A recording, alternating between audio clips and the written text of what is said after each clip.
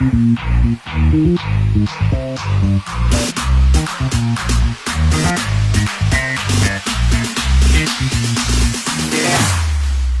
we go now.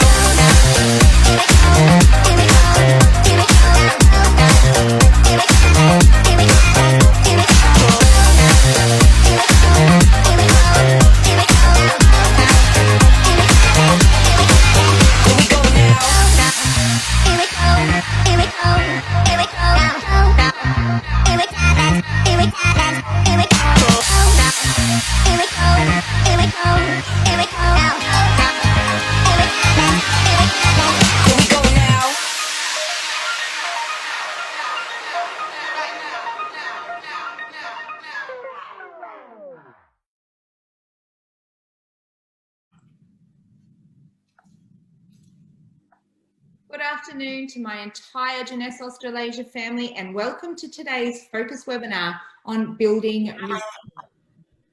Now, when we look at the meaning of the word resilience, it means the capacity to recover quickly from difficulty. Now, I think we can all agree now, more than ever, resilience is important for several reasons. Resilience enables us to develop mechanisms for protection against experiences which are overwhelming. It helps us maintain balance in our lives during difficult or stressful periods. Now, joining me today to take you through how to build resilience is Gill Fish. Gillian is a world-renowned author who has recently launched a book titled Resilience, Mind, Body and Soul. Gillian is also the founder of 6am Agency and is a creative communication leader with a passion for building business stemming from over 30 years in publishing and agency ownership. Gill has a deep specialisation in the wellbeing and good living sectors, including complementary medicine, fitness, and food and beverages. Gill presents at industry conferences all over the world, and I have the incredible pleasure of working with Gill over 6 years. She is knowledgeable, incredibly talented, and so humble, and it is an honor to have her with us today. Thank you for being with us today, Gill. Thank you very much, Rachel, and thank you for those very kind words. It is an honor to work with you, but it's also an honor to be talking with you and your team today of distributors across Australia. Thank you. You're welcome. What I'm going to do today is take you through, as Rachel said, findings and insights around how to build resilience during this time. And who knows more about building resilience than yourselves in the direct selling industry? For after all, the entire industry, as it has globally, has been turned on its head, thrown into this by the global pandemic, which hit us all around March in 2020. During this time, I've had the most incredible opportunity to talk with some of the world leaders in health, beauty, and well-being about their insights into what it takes to be resilient, to survive and thrive. So the question we ask is, how did I stumble across this opportunity and how did I bring it to life? Through the years, I've had the very, very good fortune in my business of working with some of the world's leading experts in this space. And what I want to do is cast your mind back to March 23, when we all went into lockdown. I had my team facing me, a group of lovely, brilliant millennials who'd never been through anything like this. We've lived through the GFC and worked through it and so forth. None of us, though, have all been thrown offsite. And I said to myself, Jill, what is it that you need to do during this time in order to lead your team, in order to survive and thrive? And what came to me was that I needed to unlock what it means to be strong, to be resilient. And so the idea was born. Through the years that I built these relationships with all of these experts, I decided to pick up the phone and interview them. This was end of March, beginning of April, 10 in America, 3 in Europe, and the balance in Australia. Cardiologists, neurosurgeons, psychologists, chiropractors, and more to get their point of view. And thus my book about resilience, body, mind, and soul was born. And all of us agreed that this was the Great Reset. In fact, this was a moment of redefining of who we are as people, as a planet, if we looked at it in a positive way. What I'm going to share with you today are the top 10 themes that every single one of the people that I interviewed spoke about without fail in every one of the interviews. And we are going to be able to take that and learn from that, take tiny pieces of information and inspiration to take us forward during this time. So the question I asked was, why do some people survive and even thrive in the face of adversity? So one of the quotes that kept on recurring throughout several of the interviews was, which were quoted by the people that I interviewed, was that of Viktor Frankl. And I urge you to write this down. Read a book called Man's Search for Meaning. Viktor Frankl was a Holocaust survivor, and he wrote about between stimulus and response, there is a space. And in that space is our power to choose our response. And in our response lies our growth and our freedom. And that's really profound, right? That tells us that whatever comes at us, we are able to control, we are able to redefine, we are able to reframe in our response, either if we're facing a traumatic situation or if we're seeing it as an opportunity. Everything, how we respond, is in our control. What I'm going to do now is play you an interview from Dr. Joseph Maroon, who's in the first chapter of my book. And interestingly enough, if you look on my LinkedIn, Gill Fish, you'll be able to see that Dr. Maroon was awarded in the last 7 or 8 weeks a Courage Award, that one of the highest awards in medicine in the United States, for leading through this time with courage. Dr. Maroon is an 80-something-year-old neurosurgeon. He still goes into the operating theater. He doesn't operate himself. He is the global neurosurgeon for the WWE, the wrestlers, and the Pittsburgh Steelers, which is one of the biggest clubs in the United States. They play in the Super Bowl, and he's a triathlete. So somebody we need to learn from. What I'd like to do now is play this recording for you. And after that, I'll give you the top 10 themes. Have a listen. What is resilience? Resilience is the ability to withstand and actually recover from adversity. So any discussion of resilience must include that of adversity. So what is the effect of adversity on our bodies and on our minds, on our brains? So there's a Hungarian-Canadian physiologist, Hans Selye, several decades ago, really outlined very well the 4 stages of stress. He actually coined the word stress in terms of what happens to our bodies under adversity. And there are 3 stages. Number 1, there's an alarm reaction, fight or flight. After that, there's the adaptation and the development of resilience. If the stress continues unremittingly, there is then exhaustion and finally death. So concurrently, there's also a hormonal release of cortisol through our hypothalamic pituitary adrenal axis, where the cortisol suppresses our immune system and makes us even more susceptible to the effects of stress, infections, and in this case, say, our pandemic virus that's now affecting the world. So what's the secret to resilience? And I must say that I've written a book entitled Square One, A Simple Guide to a Balanced Life, in which I think, very well outline the secret to balance, the secret to resilience, and really the very basic components that one must integrate into their lives on a daily basis for resilience and survival. It includes 4 factors. Sometimes they're referred to as 4 epigenetic factors. Number 1 is the appropriate diet. Number 2 is regular exercise. Number 3 is the avoidance of environmental toxins, excessive alcohol, tobacco, water, air pollution, and very importantly, number 4 is the control of stress in our lives. How is that done? Meditation, spirituality, religion, strong family units, all of these are ways to control stress. People who live the longest, the so-called centenarians in various parts of the world, all have very strong family units as a key to overcoming and dealing with stress. So when we're talking about resilience, we're talking about adversity. How do we ever overcome adversity? What are the consequences of adversity? And the secret to a balanced life is in square one. So that's Dr. Maroon's take on how to build resilience and how to counter adversity and actually evolve until we thrive.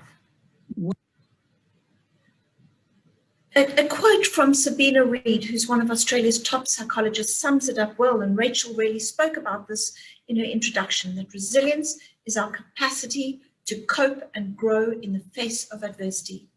So what we're going to do now is look at the top 10 themes. Have a pen and paper with you. I'm going to give you the themes and then give you a couple of tips about how to bring it to life. So resoundingly throughout all of the interviews, number 1, the top theme was that if we are able to find our purpose, then we are able to really start to build that resilience. And what does that mean? Essentially, during this time, we've had to peel back the layers. We've had time to do that, to think about what it is that really matters to us. If we have been thinking about facing our mortality, for let's face it, there's been a virus lurking around, and so many of us have had losses during this time, is if we think about what it means to really live, what we want to contribute to the world, and what our legacy should be. How do we want to be remembered at the end of our life? We think about that. We think about the journey that we need to go on to unlock that purpose. That's where we really start to build our resilience. So many of us like to serve others. We like to help our neighbors. We like to help older people or those who are disadvantaged. So for many of us, that is what our purpose is to make life better for others. So the question we ask is, what is our purpose? And what are we here for? And with that, we'll be able to build our resilience. The next theme was focusing on the power of now. And never has it been more blatant and clear to us that prior to this pandemic commencing in March, we were running busy, doing 1,000 things, going from meeting to meeting, on weekends having countless appointments and engagements with our children and our friends. But actually what we need to do is, in order to build strength, we need to cut all of that down. And we really need to focus on the importance of now. So now, in the moment, right now, while I'm talking to you, what are you concentrating on? What are you thinking about? Try and stop thinking about needing to fetch the children after school, or about the next meeting, or an email that you need to send. If we focus on the present, if we are present, whenever we connect with people, when we say good morning, when we are in meetings, when we are sitting at the dinner table with our children, focus on anchoring and really connecting, and that gives us strength. So what are the 3 things that we need to do to achieve that? I'll take you through them now. All of those I interviewed firstly spoke about the importance of understanding and realizing how we are breathing. Are we breathing deeply or shallowly? Can we anchor our breathing? Can we make it consistent? When we walk into a meeting, sit down, think about how we breathe. Secondly, it's about our posture. How are we sitting now? If you feel you're sitting a little bit slouched, sit up, push your back up. Make sure that you're anchored in the present so you can harness the moment. It gives us strength, possibility, positivity. When we're standing, talking to somebody, are our arms closed? Are we connected with them physically? Are we standing straight? And that gives us strength. And the third thing they all spoke about was what I mentioned earlier, the need to control our thoughts. Stop those racing thoughts. Anchor in the now. Be present in the moment. Make the most of that moment and really connect with real intent. And that then gives us strength, which builds resilience. Theme number 3 was about learning to accept impermanence. And this for me is critical. If there's 1 out of 10 of these themes that I would say, learn to make this work for you, it's about knowing that the only thing in life that is constant is change. Think about it, 7 or 8 months ago, who would ever have thought that all of us, the entire globe, would have been thrown into lockdown, away from our work, away from our families, disconnected, no travel. And yes, we have survived. Some of us have found it more difficult and more traumatic than others, but we have survived. And that's the important thing. And what is that? That's about a thought or a notion called neuroplasticity. Our brains, if we allow them to, have the ability to mold and flow with what is happening and adapt. And the more we know we need to adapt and we need to accept that things are going to change all the time and keep evolving, the less traumatic it is, the stronger we are, and the easier it is for us to lean into it. I have an analogy that I draw. Life is like the flow of water in a river, because the only time that it ends is when it gets to the sea. And that for us is when we pass away. But along that river, it may be deep, it may be high, it may be low, it may be gentle, rapids, waterfalls, or gently amongst the trees with tiny pebbles, not jagged rocks. But it keeps on flowing, and that's what we need to do. We need to know that we've just got to keep on flowing no matter what is thrown at us, and we are then adaptable, and that gives us deep strength. Number 4 is valuing those forgotten moments. And many of those I interviewed said to me, Gill, my biggest regret until now is that I haven't spent enough time with my children. I come home late from work, I'm always in the practice, or I'm lecturing, etc. But what this time has given me, even though many of them have been on the front line, what this time has given me and shown me is that there are those tiny micro moments which really matter. Sitting at the dinner table with my children, talking to them, being present. That's a ritual I can do every day now. Or one of them said to me, when was the last time that you stepped outside and looked at the stars? Isn't that a beautiful thought? It's for free. It's so easy just to stand there and look at us, because after all, we are in this big, great universe. Or when was the last time that we walked in a park, listened to the wind in the trees, just stopped, stood? As Dr. Ali Walker said, abundance comes from moments and not things. And if we take these micro moments and turn them into little rituals, they become bigger waves, and all of those become part of the fabric of our daily life. And from there, we become stronger. Number 5 is to cultivate gratitude and express appreciation. There are multiple studies and literature around the importance of gratitude in our life for building strength. And actually, it's one of the key pillars, it's known to be one of the key pillars of resilience. There's a famous doctor, Dr. Martin Seligman, who was quoted by Dr. Munir and many others in my book, who speaks about the importance of gratitude and how gratitude can actually, in the brain, reframe negative thoughts, negative actions, negative experiences in terms of something that is enlightening.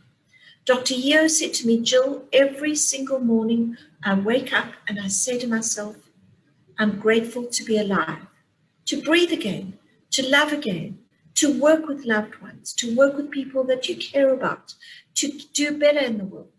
So she wakes up with that, and she says at the end of every day, I have a gratitude journal, and I write down 3 things that I'm so deeply grateful for.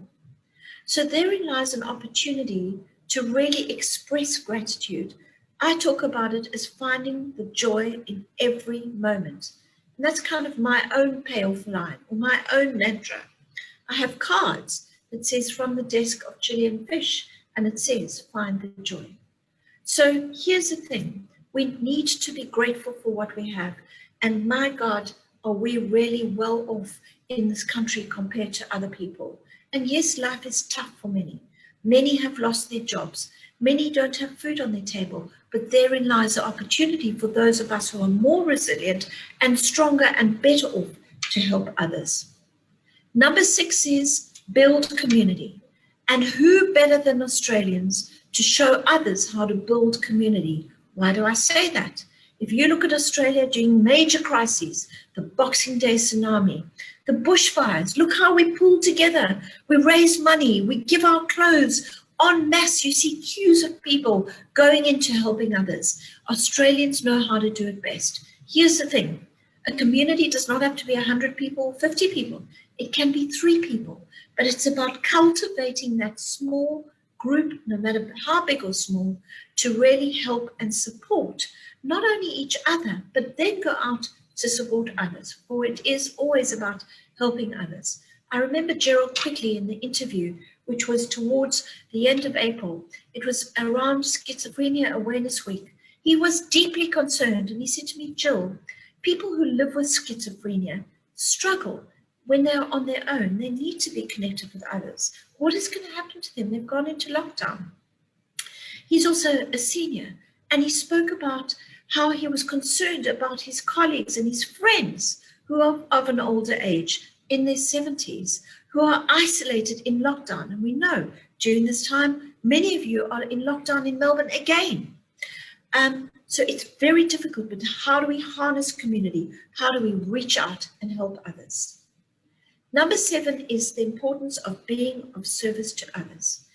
And remember, I was interviewing healthcare practitioners, medical practitioners. And if we think about it, if you go in to see your doctor, you say, hello, doctor, how are you, etc. And then he looks or she looks after you. But very rarely do they need anything in return. And here's the thing. They said to me, Jill, it is about being of service to others, but the secret is this, not expecting anything in return. And that itself is very gratifying. It's gratifying to give somebody something, to help somebody, to help them on their way and not expect anything in return. And that is what builds resilience. Theme number 8 is live only with what you need. Dr. Anish Bajaj, a doctor in New York, said to me, Jill, essentialism is about getting to grips with what we truly do and don't need. And he said, now in this time of great reset, it's a time to reconsider 3 things. Number 1, what do we do with our time? Number 2, what do we consume? What do we buy and what do we need? And number 3 is about our relationships. Who do we have in our life? What do we do about being overwhelmed with so many people and things? And he said, now's the time to think very carefully. What appointments do we really need to make? How much time are we spending on the things that matter? Who do we really want to be with? Who uplifts us? Who fills us? Who helps us make us grow and think differently and expand? And then the 3rd thing is around consumerism. And we are all in the business of selling products. And yes, we need that. We need to buy the things that we need. But how much do we need? How much clutter do we have? In our homes, look in your homes tonight and say to yourself, is there one thing that I can discard and maybe send it so somebody else can use it? The recycling and the reusable economy. So we can help others, but also declutter so we have space to build our resilience. Number 9 is the need to connect deeply with the environment. And resoundingly, whether I was speaking to a medical expert or somebody in environmental health, it was about this deep connection between planet and people and how critical it is that we align with the planet. We take care of the planet. We are more respectful.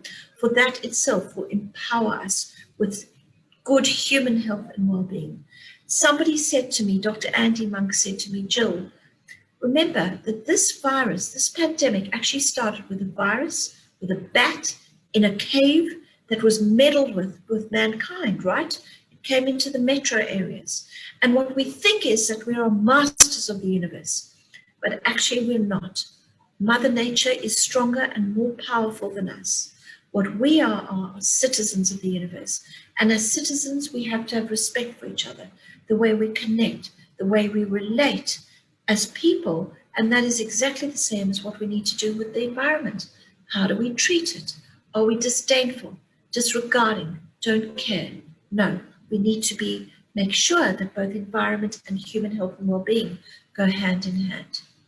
And last but not least is looking at taking ownership of our thoughts. And I've mentioned it a few times now. Specifically, I spoke about Viktor Frankl, who was quoted repeatedly through the interviews, the Holocaust survivor, who was able to take a deeply catastrophic situation. And our situation has been catastrophic for many who've lost their businesses, many who've lost their lives, and so forth. And to reframe that by controlling our thoughts. Dr. Bajaj said something brilliant. Your thoughts are alive, and you have the opportunity to mold them, reframe them. If we don't want to be negative, we don't have to.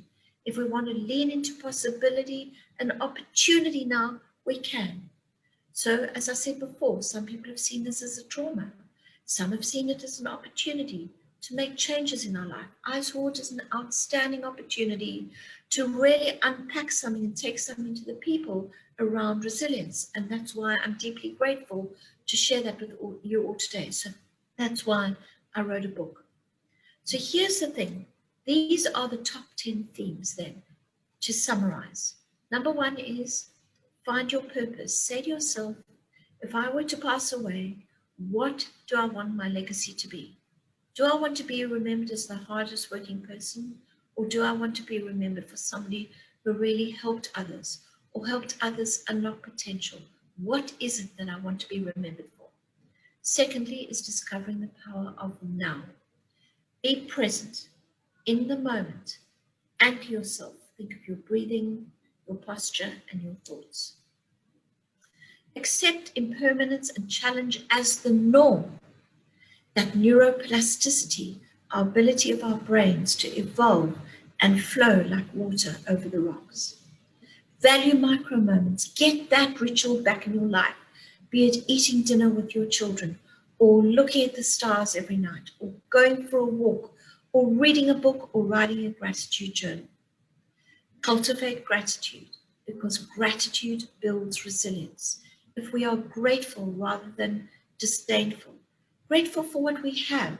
If we have a job, we have our good health, we have good friends, count those things which we should be grateful for and think about those. Let the negativity go. Find community. Find a tribe. Join a tribe.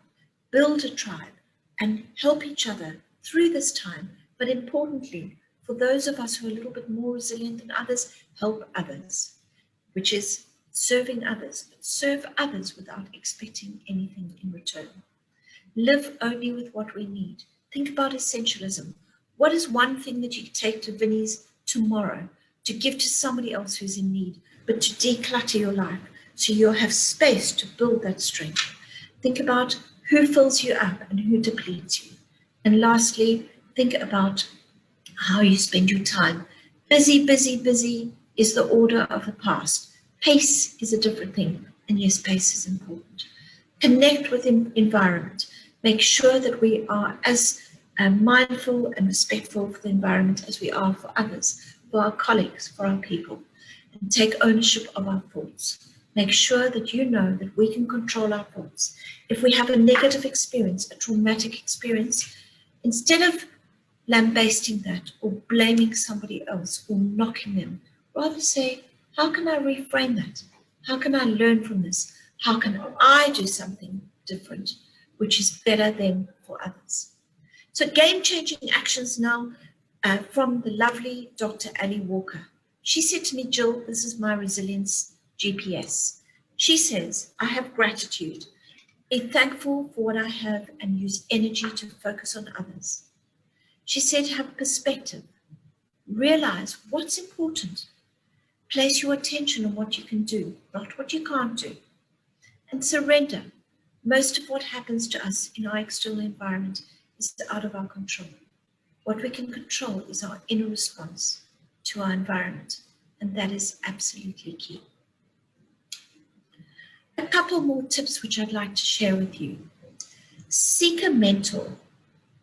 Get connected, particularly for our younger folk who are working through this time during a new era of social media, always on 24/7 news, finding it frightening, overwhelmed, not knowing how to traverse this time. Help them, help others. Take care of yourself. And I'm very guilty of this. I sometimes don't take enough care of myself. I know that it can be quite difficult, particularly when you're running a business like all of you are. The need is on to build, grow, and so forth. But we must breathe more. Even if we sit down in a meeting, breathe before we get started. Sleep better. Sleep is absolutely critical because what happens in sleep is our body naturally detoxifies. The brain shuts down and it detoxifies and lets all the toxins get excreted. If we don't, it's a buildup of toxicity. Eat cleaner. Try to eat healthier. And who better than you at Jeunesse Australasia, who know you've got the most outstanding health products that help with health and wellness that you can share with others. And move often. Try not to sit behind a desk all the time. Try to get out there. It is also difficult when we are working long hours, but we must make the effort. Set goals and act. The point is, if you don't act on a goal, it never was a goal that was achieved. Make sure that you set micro goals. Wake up in the morning and say, what do I want to be today? How do I want to show up? What do I want to achieve? How do I want to relate? And stay positive, even in the face of adversity, because time will pass and we will get through this. We are not alone. No one is ever alone. There are always people to help. Have the courage to put up your hand and say, I need help. But the other of us who are more resilient need to also listen and hear better and look and help others and connect and find where the problem is. Be deliberate about learning new things about yourself. And I can't stress this enough. All of the people that I spoke to read daily. Write this down. The Daily Stoic, www.dailystoic.com. The most brilliant newsletter. I read it religiously every day. From the Stoics, who are the Roman emperors, who really are the fathers of modern resilience and modern way of living in a very fine way, in a very balanced way. Have a read of that. Go out and learn about something new for your craft at work, or how something can help you be a better presenter, or to convert better, or to have a more spiritual being. Embrace the notion that life is not a straight line. Remember what I've said, the only thing that is constant in life is change. And if we as leaders can help our people understand that, then we can better adapt. Maintain perspective. What really matters? What do we really need to urge for and drive for? And what do we need to push for? Or what do we just say to ourselves, really, this is what I want to focus on. Is this really so bad? Look for new opportunities, be it in business, be it in life, be it in friendship, learning with colleagues and so forth. Help others. I can't express this enough. What we need to do is give of our time selflessly to help others in need. Live to learn, keep learning. Learn from experiences. What have we taken from this experience about ourselves, about our reaction, about what we can do better, about how we can relate better? Find laughter. I love laughter. Even in the most challenging time, we have to make lightness of the time.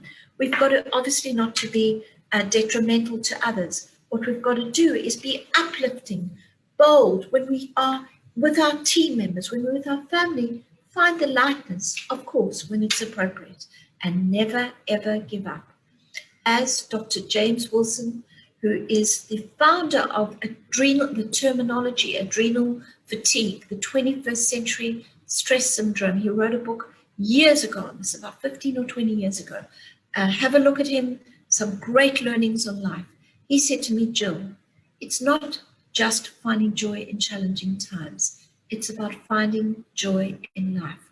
And how much better is that if we look at things, if we frame it in a positive way that actually helps us build our resilience. So what I'd like to do now is thank you for your time. I know many of us are under pressure, some more than others. And what I urge you to do is to think about these top 10 themes and say to yourself, how can I take even 1, 2, or 3 of these and put them into practice in order to make my life and the life of others better, stronger, more resilient so that we survive and thrive. Thank you very much for your time. Rachel, back to you.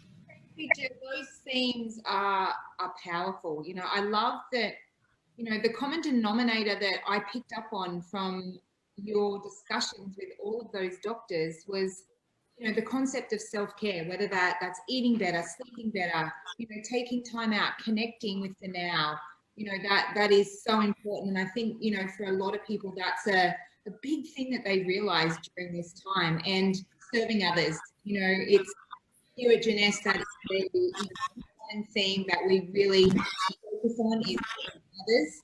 And take ownership of your thoughts is really powerful. And that takes me back to our recent expo that we've just, where we have Tony Robbins. And one of the most powerful things I took from that talk was all begins with your state of mind. You are the only person that has the ability to change that. And, you know, the whole all of this is very similar. Absolutely amazing. I cannot wait to read the book. I'm really looking forward to it. So, Jill, thank you so much for being with us today. I really appreciate it. It was an amazing presentation. And as Jill said, you know, look at implementing these into your daily life and look at the power that implementing these themes can have for you and your business. Thank you, Yes. Jill, and thank you to each and every one of you watching. Thank you very much for your time, and thank you to you all. Stay well and stay strong.